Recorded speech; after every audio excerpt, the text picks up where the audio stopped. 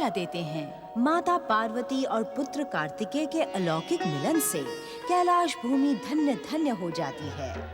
माता, यदि आपकी आज्ञा हो तो हम कुछ निवेदन करें? अवश्य नंदी महाराज, तुम्हारे इस उपकार को मैं कभी नहीं भूलूंगी।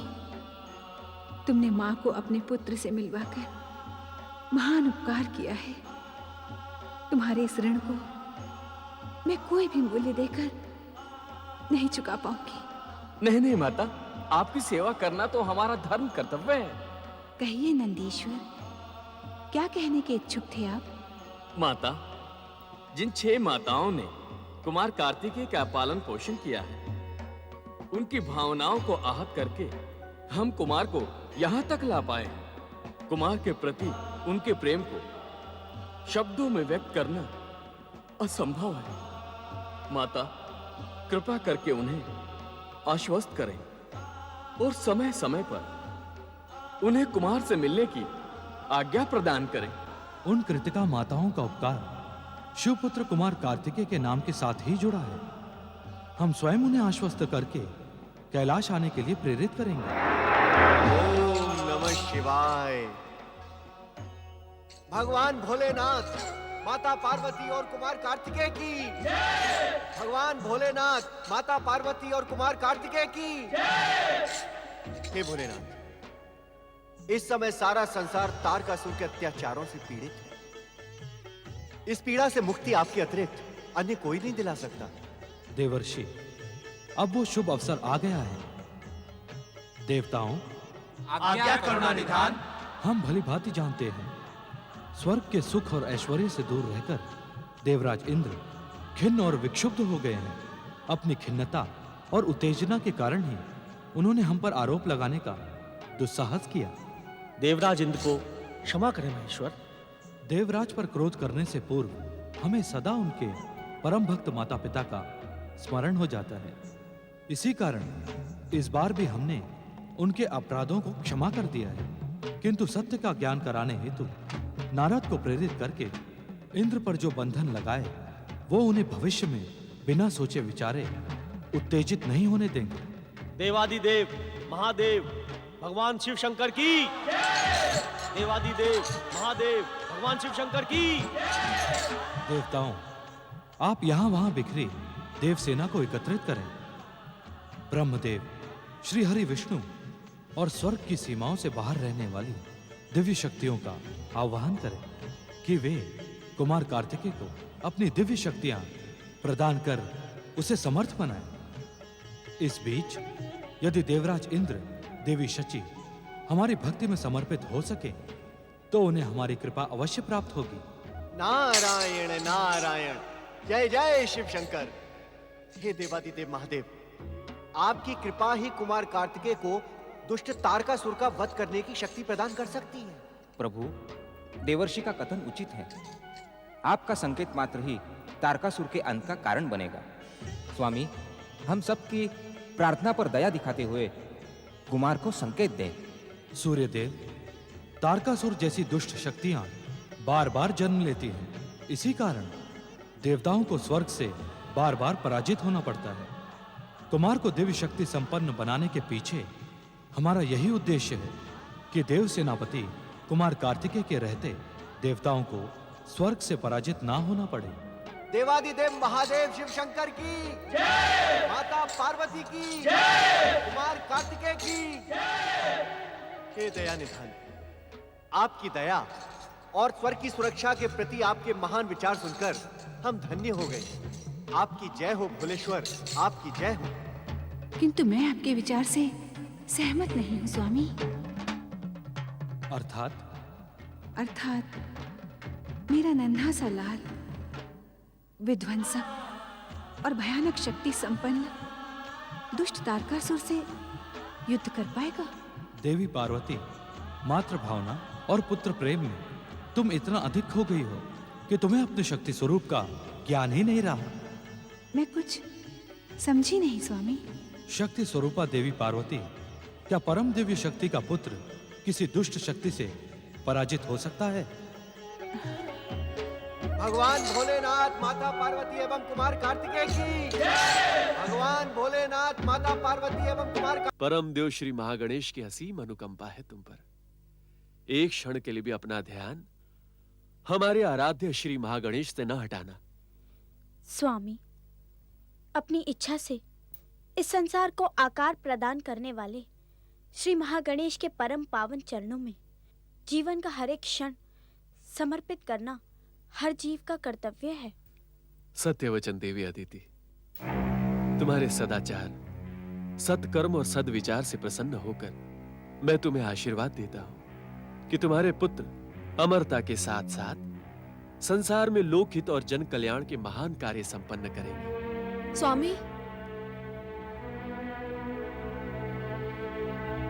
स्वामी, मुझे भी महान पुत्रों और महान पौत्र तारकासुर की कुशलता और अमरता का आशीर्वाद दें। स्वामी, जो शुभ आशीर्वाद आप अपनी प्रिय अदिति को प्रदान कर सकते हैं, उसे मुझे प्रदान करने में संकोच क्यों? क्या मेरे अधिकार आपके जीवन में अदिति के समान नहीं है? अधिकारों की दुहाई न दें देवी दीति। कारण जान सकती हूँ? कारण तुम भली भांति जानती हो, किंतु आपके श्रीमुख से सुनकर अपने अनुमान को परखने की इच्छुक हूँ। दीदी, जो संभव नहीं है वो आशीर्वाद कैसे दूं? यदि तुम अपने धर्म का निर्वाह करती तो महान से महान और दिव्य से दिव्य आशीर्वाद तुम्हें स्वयं प्राप्त हो जाते। किस धर्म का पालन नहीं किया है मैंने? अपनी छोटी बहन अदिति से ईर्ष्या, जिससे आश्रम का हर व्यक्ति परिचित है। अपनी ईर्ष्या और द्वेष के कारण तुम मुझे भी अपमानित करने में भयभीत नहीं होती हो दीदी? किंतु आज तो मैंने आपसे विनम्र प्रार्थना की है।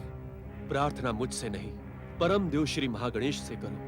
यदि उनकी कृपा हुई तो मेरे आशीर्वाद की आवश्यकता नहीं पड़ेगी दीदी।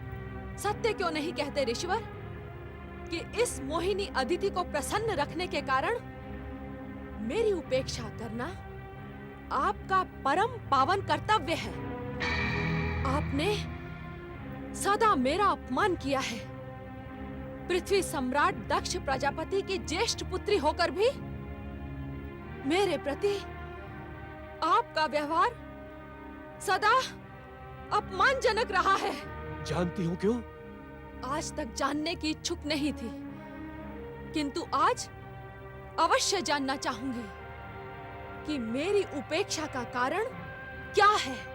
इसका कारण है तुम्हारे भीतर उफनता अहंकार का ज्वालामुखी, मेरे, अदिति और सर्वशक्तिमान परम देव श्री महागणेश के प्रति भयानक द्वेष, जिसका परिणाम है तुम्हारी कोई कामना कभी सफल नहीं हो सकती। उचित यही होगा, मुझसे आशीर्वाद की अपेक्षा न करो दीदी। सत्य तो ये है कि इस महान जीवन को प्राप्त करके भी मैं अभिशप्त हूँ। सब मुझसे द्वेष करते हैं। आप, अदिति और महागणेश तक का स्नेह मैंने आज तक प्राप्त नहीं किया। महागणेश भी मेरा हित नहीं चाहते। आज तक उन्होंने मेरे लिए कोई भी शुभ भविष्यवाणी नहीं की। इसका कारण जानने के इच्छुक हो तुम? जिस कारण को मैं भली भांति जानती हूँ, उसको जानने की इच्छा नहीं है। महागणेश मेरी विध्वंसक शक्तियों से भयभीत रहते हैं। ये तुम क्या कह रही हो दीदी? सत्य कह रही हूँ। महागणेश के आशीर्वाद के बिना भी जब मैं पातालवासी असुरों का आह्वान कर सकती हूँ,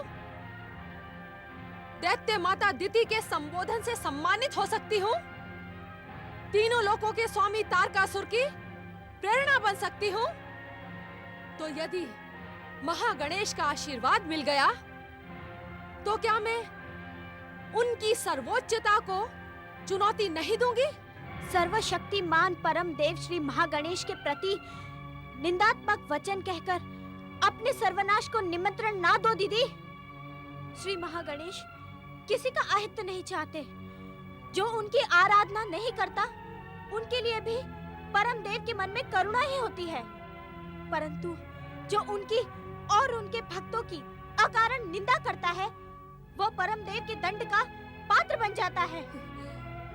तुम्हारे साहस को देखकर आज मेरा मन मेरा मन प्रसन्न हो गया अदिति।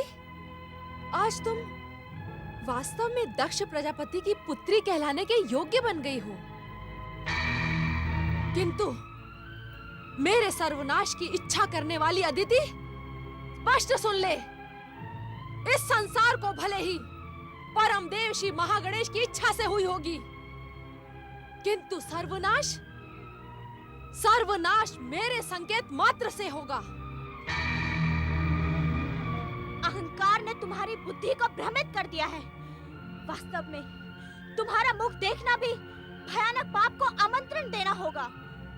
शास्त्रों में लिखा है, जिस मन को मंगल मूर्ति श्री महागणेश प्रिय ना हो, उसका क्षण मात्र में त्याग कर देना चाहिए, भले ही वो निकट संबंधी ही क्यों ना हो। तू मेरा क्या त्याग करेगी दुष्टा? मेरा क्रोध आज तेरे सर्वनाश का कारण बनेगा। मेरे एक संकेत मात्र पर मेरा पौत्र वरदानी तारकासुर क्षण भर में तेरे दर दर भटक रहे इंद्र को यमलोक भेज देगा। तेरा सौभाग्य कलंकित बनकर रह जाएगा अदिति। कारण कि मैं व्यर्थ विवाद की इच्छुक नहीं थी। अपनी दीदी के प्रति असम्मान प्रस्तुत ना करने की कामना में मैंने तुम्हें सहन किया दीदी। किंतु किंतु किंतु क्या अदिति? बोल, किंतु क्या? किंतु किंतु आज मेरे आराध्य है परम देव श्री महागणेश की निंदा करके तुमने समस्त मर्यादाएं तोड़ दी है। अदिति, अपनी सीमाओं को लांघने का दुस्साहस ना कर, अन्यथा परिणाम तेरे हित में नहीं होगा। किस परिणाम की दुहाई दे रही हो तुम दीदी? तुम्हारे मन में ईर्ष्या के ज्वालामुखी, द्वेष के पर्वत, विद्रोह के महासागर अथवा घोर अंधकार के अतिरिक्त और कुछ है ही नहीं। और स्वामी की कृपा से मुझे ये विकार स्पर्श भी नहीं कर सकते। अदिति, मुझे उत्तेजित करने का परिणाम तू भली भांति जानती है। आज तक मैं तुम्हें सहती रही, किंतु आज शांत नहीं रहूंगी, क्योंकि आज शांत रह गई तो तुम्हारे साथ ही हम भी परम देव श्री महागणेश के दंड से अछूते नहीं रहेंगे। और उनकी निंदा करना और सुनना दोनों ही दंडनीय अपराध है। अदिति, एक शब्द भी बोले बिना चली जाओ यहाँ से, अन्यथा पति सेवा से आज तक जो पुण्य मैंने अर्जित किया है, उसी की शक्ति से मैं तुम्हें शापित कर दूंगी। चली जाओ यहाँ से।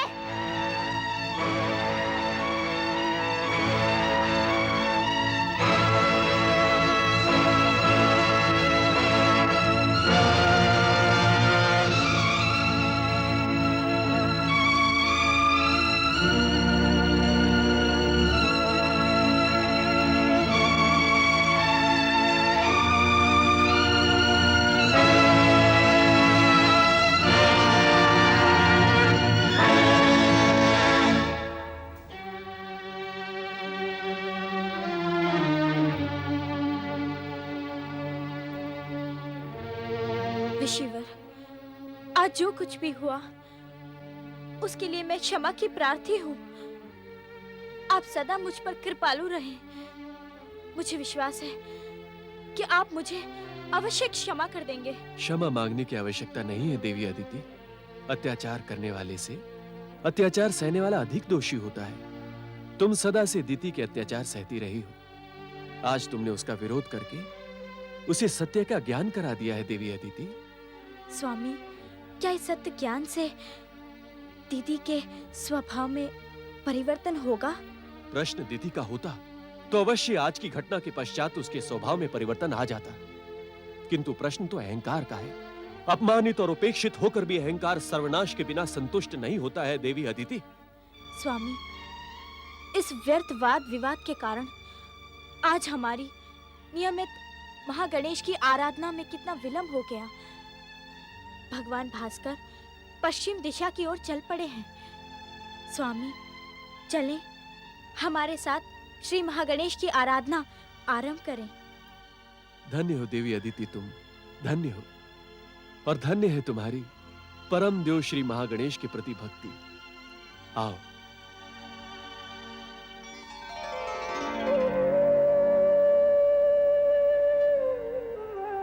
ओम परम देवाय नमः। ओम विश्ववरदाय नमः। ओम महागणेशाय नमः। नारायण नारायण। जय श्री गणेशाय नमः। प्रणाम स्वर्गाधिपति तारकासुर की पितामही दीदी। मैं इस समय आपसे ही भेंट करने आया हूँ तथा आपको एक अत्यंत आवश्यक परामर्श देने आया हूँ। सावधान देवर्षि नारद। दैत्य माता दिति को देवों के ऋषि नारद के परामर्श की आवश्यकता नहीं है। मैं आपके स्वभाव को भली भांति जानती हूँ। आप सदा देवताओं के हित चिंतन में लगे रहते हैं। दैत्यों से आपको घृणा है। नारायण नारायण। देवी दीदी, नारद को इस संसार में किसी भी तत्व से घृणा नहीं है, न ही दैत्यों से और न ही असुरों से, क्योंकि संसार में जीव और तत्वों का निर्माण परम देव श्री महागणेश की इच्छा का ही परिणाम है। हाँ, नारद को उनके दुष्कर्मों से अवश्य घृणा है। मैं जानती हूँ देवर्षि, आप मेरे महान पौत्र स्वर्गाधिपति वरदानी तारकासुर के महान कार्यों को दुष्कर्म बताने आए हैं। इसी कारण मुझे आपकी कोई बात नहीं सुननी। नारायण नारायण। देवी दीदी, यदि मैं ये कहूं कि मैं केवल आप ही की नहीं अपितु संपूर्ण दैत्य जाति की मंगल कामना लेकर उपस्थित हुआ हूं तो? असंभव।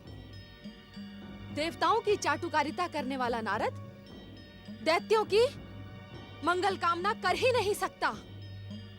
नारद, तुम अपनी चतुराई से हर एक को भ्रमित कर सकते हो, किंतु दैत्य माता दिति को भ्रमित करने का दुस्साहस ना करना। नारायण नारायण। देवी दीदी, मुझे आपके मुख से निकली हुई निंदा भी प्रिय है, क्योंकि निंदा से व्यक्ति को अपनी भूल का आभास होता है और वो व्यक्ति उसे सुधारने का प्रयास करता है। आप जितना मन चाहे मेरी निंदा करें, मैं आपकी बात का अनुचित अर्थ कदापि नहीं लगाऊंगा। माताश्री, न जाने क्यों मुझे आज देवर्षि नारद को देखकर ऐसा आभास हो रहा है कि वे वास्तव में दैत्यों की मंगल कामना के साथ ही यहाँ उपस्थित हुए हैं। यदि आप रुष्ट न हो तो इनकी बात सुन लीजिए। वरांगी, मुझे परामर्श देने का दुस्साहस ना कर।